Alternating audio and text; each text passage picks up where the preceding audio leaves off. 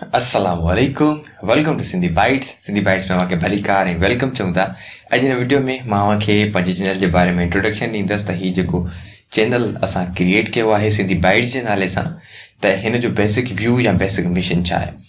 सो मां अव्हांखे ॿुधाईंदो हलां त हीउ जेको चैनल आहे इंशाल्लाह प्योर सिंधी में हूंदो। हिन में ईच एंड एवरी जेको बि इंशाल्लाह असां जेको बि कोर्स अपलोड कंदासीं या का बि टेक्निकल वीडियो हूंदी या को बि ट्यूटोरियल हूंदो या वीडियो लेक्चर हूंदो त बिल्कुलु सिंधी में हूंदो ऐं सिंधीअ में भरपूर असांजी कोशिशि रहंदी त सिंधी लैंग्वेज खे, सिंधी ॿोली खे ऑन द सोशल मीडिया या any other website like Google, YouTube, daily motion और फेसबुक त इंशाल्लाह उनखे सिंधी लैंग्वेज खे जीअं चवंदा कोन त हाई रैंकिंग ॾिनी वञे। सो अवां मुख़्तलिफ़ कोर्सिस ॾिठा हूंदा जेके उर्दू में अव्हांखे मिलनि था, इंग्लिश में मिलनि था, ॿी कंहिं लैंग्वेज में मिलनि था, पर जेकॾहिं अचे थी ॻाल्हि सिंधी जी त सिंधी जी पॉपुलरिटी, सिंधी लैंग्वेज जी, सिंधी ॿोलीअ जी पॉपुलरिटी तमामु घटि आहे वेबसाइट ते या सोशल मीडिया ते।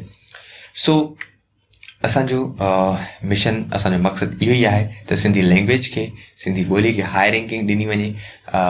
गूगल ते जीअं लास्ट टाइम गूगल चयो हो त असां जेको आहे सिंधी लैंग्वेज खे, सिंधी ॿोली खे पंहिंजी जेको डेटाबेस मां ख़ारिज कयूं पिया। सो उन जे लाइ उनजो मक़सदु, उनजे पोयां जेको मक़सदु हो या उन्हनि जो जेको रीज़न हो उहो इहो हो त सिंधी जी का बि पॉपुलरिटी कान्हे का, न सिंधी में वेबसाइट मिले थी, न सिंधी में का अहिड़ी वीडियो मिले थी त जंहिंसां माना ख़बर पवे त सिंधी बि बाक़ी हिकु जेको आहे प्रोफेशनल या ईअं सम्झो त बाक़ाइदे हिकु लैंग्वेज आहे ऐं सिंधी जी पॉपुलरिटी, सिंधी कम्यूनिटीज़ वग़ैरह जेके असां वटि आहिनि।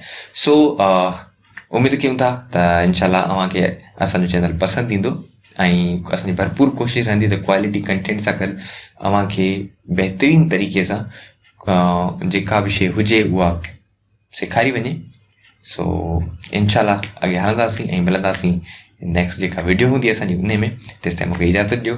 मां आहियां अव्हांजो पंहिंजो मोहम्मद आरिफ़ ख़ान ऐं अव्हां वीडियोज़ ॾिठियूं हूंदियूं जीअं असां माइक्रोसॉफ्ट एक्सेल जो आगाज़ करे चुका आहियूं। So by the way next video में इंशाल्लाह वरी मुलाक़ात थींदी। तेसिताईं मूंखे इजाज़त ॾींदा। अल्लाह निगहबान।